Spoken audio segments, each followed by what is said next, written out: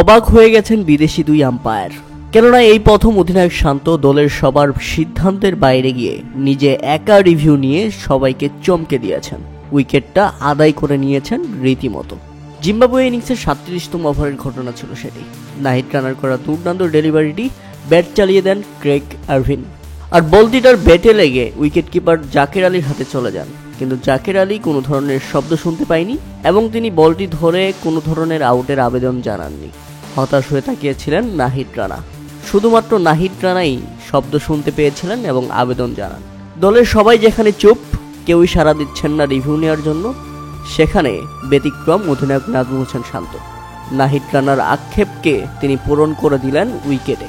Review নিলেন, umpire তৃতীয় আম্পায়ারের কাছে ডিসিশন পাঠিয়ে দিলেন এবং টিভি রিপ্লাইতে যা দেখা গেল তা ছিল একেবারেই অপ্রত্যাশিত। বলটি ব্যাটে আঘাত করে এবং আলতারে যে স্পাইক দেখা যায়, আম্পায়ারকে ক্ষমা চাইতে হয় এবং আউট দিতে হয়। আরেক আম্পায়ার ইনিং তো তিনি এসে বললেন এটা তো অসম্ভব, আমি নিজেও বুঝতে পারিনি। আর এতে 39 বলে 8 রানে শেষ হয় ক্রেগ আরভিনের ইনিংস। অধিনায়ক শান্ত দুর্দান্ত, তার এই রিভিউটি ছিল এক কথায় অসাধারণ।